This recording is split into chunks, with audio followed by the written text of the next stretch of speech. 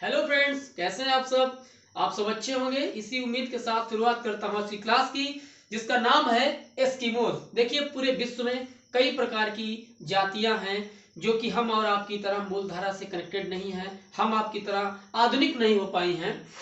तो उन जातियों की अगर बात की जाए, उसमें है सेमांग है, मसाई है, किरगिज है और बद्दू है, बेद्दा है, कई प्रकार की हैं। उसी में से एक जाति है एस्किमोज।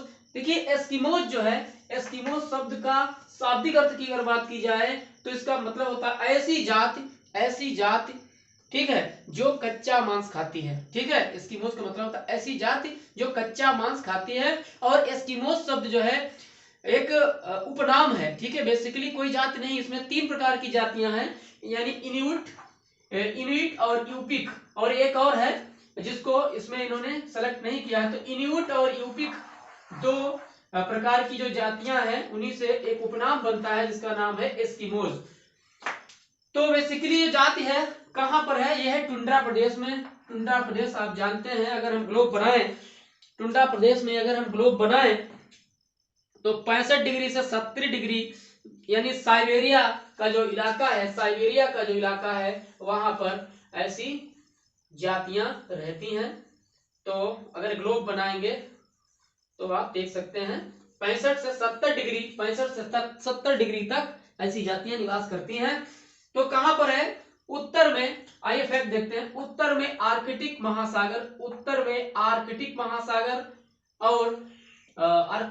में आर्कटिक महासागर, कनाडा यानी नॉर्दर्न कनाडा, और ग्रीनलैंड और लेपार्ड एंड समस्त साइबेरिया। देखिए, अगर हम यहां पर ग्लोब बनाएं, ये ग्लोब है, ये आपका है एनपी मतलब नॉर्दर्न पोल उत्तरी ध्रुव, एनपी मतलब नॉर्दर्न पोल उत्तरी ध्रुव, और ये हो गया एसपी मतलब दक्षिणी ध्रुव यानी सदर्न पोल। और बीच से एक काल्पनिक रेखा है जो कि इक्वेटर लाइन या विषुवत वृत्त कहलाती है, उसके ऊपर से है 23 डिग्री, जो कि हमारे इंडिया से गुजरती है 23.5 डिग्री, जिसको हम कहते हैं कर्क रेखा। अगर इधर की बात की जाए, इसको कहते हैं मकर रेखा, और ये भी सेम डिग्री पर है, 23 से 1/2 यानी 23.5 डिग्री पर यह है। इसके ऊपर जितना आप जाएंगे, देखिए यहाँ पर सूर्य की किरणें लंबवत गिरती हैं, यानी ये जो पूरा जो क्षेत्र है ये गर्म रहता है। तो ये यहाँ पर वर्ष भर खूब ज्यादा पूरी धूप पड़ती है और खूब झमाझम बारिश होती है और टेम्परेचर बहुत ज्यादा रहता है। तो उसके बाद कर्क रेखा जो कि हमारे भारत से गुजरती है, और आप जानते हैं गमछा झाड़ मित्र पर, इस ट्रिक से पूरा भारत नाप लेंगे। फिर ऊपर यहीं से होता है 65 डिग्री और यहां से होता है 40 डिग्री, यानी जितना एरिया है, जितना जोन है, बिल्कुल ठंडा है। साइबेरिया एरिया है साइबेरिया का, तो बहुत ही ठंडा, इतना ठंडा है कि यहाँ पर बर्फ ही बर्फ है। इतनी बर्फ है कि आप वनस्पतियां, हम आपके एरिया की तरह पेड़ पौधे नहीं है वहां। ठीक है, तो आइए देखते हैं कुछ फैक्ट। कनाडा के उत्तरी निवासी एस्किमोस कहलाते हैं। ठीक है, कनाडा के उत्तरी निवासी एस्किमोस कहलाते हैं। और यूरोप के स्कैंडिनेविया लैप्स कहलाते हैं। और साइबेरिया के टुंड्रा प्रदेश के जो जातियां हैं, इनका नाम है सेमोइड्स है, याकूत है, चकची है, तुंगू है। ये इस प्रकार की जातियां हैं। और इनका काम क्या है, तो ये आज भी आखेट करती हैं, आदि मानव की तरह आखेट करती हैं, शिकार करती हैं, और शिकार से जो मिलता है उसको खाकर अपना जीवन यापन करती हैं। और आखेटक पशु इनके कौन कौन, किनका किनका शिकार करती हैं।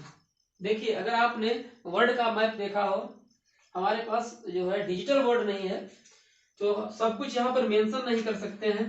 तो जहां पर जगह बचती है तो वहां हम बताने का प्रयास करते हैं किस तरीके से क्या होता है। सील एक मछली है।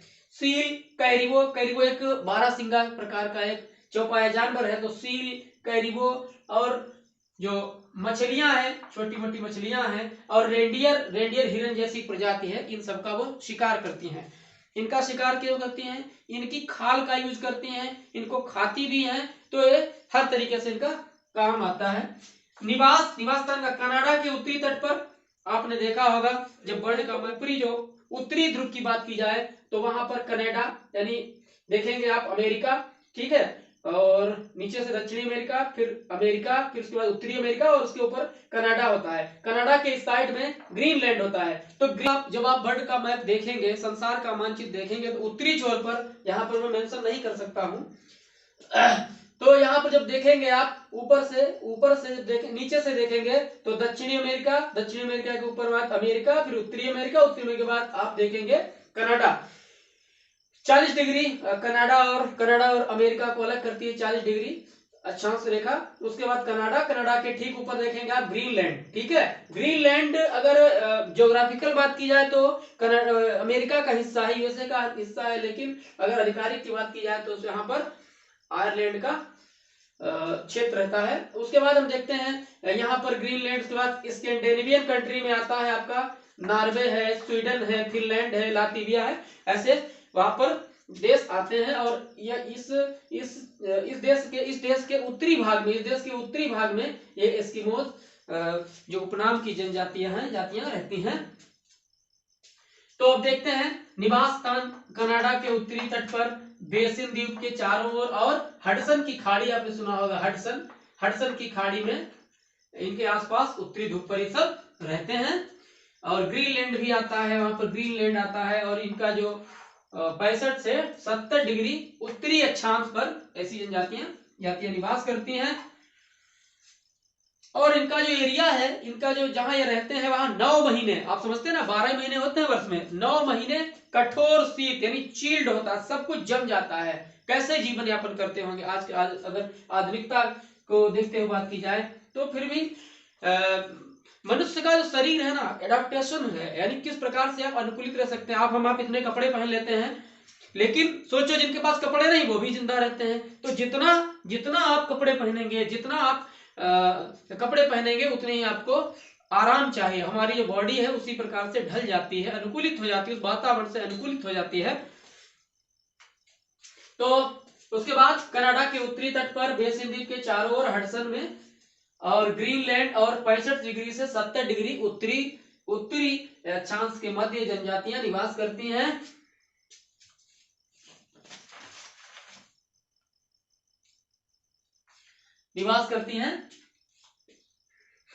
अब 9 महीने यहाँ कठोर शीत होती है और 9 महीने कठोर शीत होती है।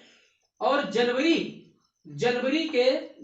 के महीने में -40 डिग्री यानी 40 डिग्री सेंटीग्रेड टेम्परेचर माइनस में चला जाता है। आप समझते हैं ना। अगर उत्तर भारत की बात की जाए, दिल्ली और लखनऊ के आसपास क्षेत्र की अगर बात की जाए, तो यहाँ पर जब -4 डिग्री होता है ना, तो हम लोग घरों से बाहर निकलना बंद कर देते हैं, ठीक है। डीएम साहब आदेश देते हैं बच्चों की छुट्टी कर दी जाए। तो यहाँ पर जनवरी में -40 डिग्री सेंटीग्रेड टेम्परेचर रह जाता है और बर्फ की यहाँ आंधियां चलती हैं। बर्फ की आंधियों को इंग्लिश कहते हैं ब्लिज़ार्ड। यहाँ बर्फ की आंधियां चलती हैं। उसके बाद देखते हैं वनस्पति क्या क्या यहाँ पर उगता है। देखिए जर्मिनेशन के लिए यानी जमाव के लिए टेम्परेचर चाहिए, ठीक है। हमारी जो पृथ्वी है उसका मिनिमम टेम्परेचर 18 डिग्री होना ही चाहिए। अगर 18 डिग्री से कम है तो अंदर की गतिविधियां निश्चित रूप से प्रभावित होंगी, ठीक है। तो यहां पर जब टेम्परेचर है नहीं -40 डिग्री, तो बर्फ ही बर्फ है। थोड़ा बहुत अगर थोड़ा टेम्परेचर अगर नॉर्मल हुआ, थोड़ा टेम्परेचर ऊपर बढ़ा, तो वहां पर लिचेंस और काई, ठीक है, और डेंडिलियंस जैसी वनस्पतियां उगती हैं, ठीक है। शारीरिक लक्षण की बात की जाए, इनका सपाट चेहरा है, बाल भद्दे और काले हैं, क्योंकि वहां हम आपकी तरह शैम्पू और कंडीशनर वाली चीजें नहीं है, ठीक है। तो वहां पर ऐसी सुविधाएं नहीं है, इसलिए वो ऐसे गंदे लोग रहते हैं। बिल्कुल गंदे तो नहीं कहना चाहिए, बेचारे के पास ऐसी हम आपकी तरह अनुकूलित परिस्थितियां नहीं है। और इनका जो शरीर का रंग है एलोइस है, इसका मतलब पीला है, ठीक है। पीला होने चाहिए क्योंकि वहां पर धूप है ही नहीं, क्योंकि हमारे शरीर को विटामिन डी भी चाहिए, ठीक है। उसका शारीरिक लक्षण की बात की, सपाट चेहरा, बाल भद्दे, काले और पीलेपन, यानी चेहरे में पीलापन होता है। मंगोलियाइट लक्षण की बात करी जाए तो आंखें कत्थई, इनकी आंखें कत्थई आंखें किसी की नीली होती हैं, कत्थई होती है या ब्लैक आईज होती हैं। तो आंखें कत्थई, पलकें तिरछी, पलकें जो है तिरछी होती हैं, पलकें जो आईलेट्स हैं, आंखों के ऊपर जो आईलेट्स होती है तो ये तिरछी होती है। तो इस प्रकार के ये लोग रहते हैं। उसके बाद कुछ शब्द हैं, एक एक शब्द को हम देखते हैं जो कि हमारे एग्जाम्स में आते रहते हैं। देखते हैं शीत ऋतु में ये लोग क्या करते हैं, सील नाम की मछली, सील वालरस, सील नाम की मछली का शिकार करते हैं। हारपून इनका एक हथियार होता है, हारपून एक बंदूक और हथियार टाइप का जिससे मछलियों का शिकार करते हैं, मछलियों का शिकार करते हैं। और रेंडियर का शिकार करते हैं, करीबों का शिकार करते हैं। उसके बाद होता है स्लेज। स्लेज एक गाड़ी होती है जिसमें पहिए नहीं लगे होते हैं और कुत्ते उनको खींचते हैं, ठीक है। स्केटिंग टाइप की गाड़ी होती है जो कि बर्फ पर चलती है, तो उसको स्लेज कहते हैं, इसको कुत्ते खींचते हैं। आपने कई मूवी देखी होगी जहां पर स्विट्जरलैंड का 10 सीन दिखाया जाता है, तो वहां आप देखते हैं कुत्ते गाड़ी को खींचते हैं, उसको स्लेज बोलते हैं, ठीक है। उसके बाद देखते हैं कैरिबो। कैरिबो आपको बताया है, कैरिबो जो है बारहसिंगा की एक प्रजाति है और उसकी चर्बी, ये लिखा है चर्बी, यानी उसकी खाल का यूज करते हैं लोग, उसका खाल का यूज करते हैं। कुछ तो पहनते भी हैं, कुछ अपने टेंट यानी तंबू में अपने आवास में लगाते हैं। उसके बाद कहते हैं कयाक। कयाक कहते हैं, कयाक इनकी एक नाव होती है जिसको कैरिबो वगैरह की चर्बी से मढ़कर बनाया जाता है, इसको कहते हैं कयाक।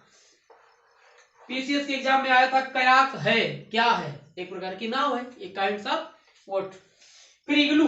इग्लू आपने देखा होगा, इग्लू जो है बर्फ का मैदान, सॉरी बर्फ का एक घर होता है, तो इग्लू ये लोग बनाते हैं। ये भी बर्फ है, ये भी बर्फ है, ठीक है। तो ये बर्फ का ये बना हुआ है, इसके टेम्परेचर ये लोग अपने हिसाब से अनुकूलित कर लेते हैं, इसको कहते हैं इग्लू, ठीक है। इसको कहते हैं इग्लू। इग्लू माने बर्फ का घर। सेदना। इग्लू के बाद हम देखते हैं, इग्लू के बाद देखते हैं सेदना। सेदना उत्तरी पूर्वी एक देवी है उनकी, ठीक है, उनकी पूजा जो करते हैं सेदना।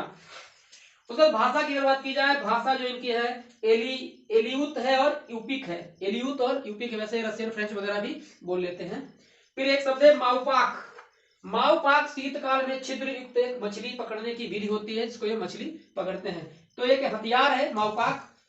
तो जो एस्किमोस से जो एग्जाम में इंफॉर्मेशन हमसे पूछी जाती है वो हमने यहाँ पर बताने का प्रयास किया है एकदम आसान भाषा में। तो वीडियो कैसा लगा कमेंट में बस बताएं। नमस्कार, मिलते हैं अगले एक शानदार वीडियो के साथ। नमस्कार, जय हिंद, पढ़ते रहिए और ख्याल रखिए अपना।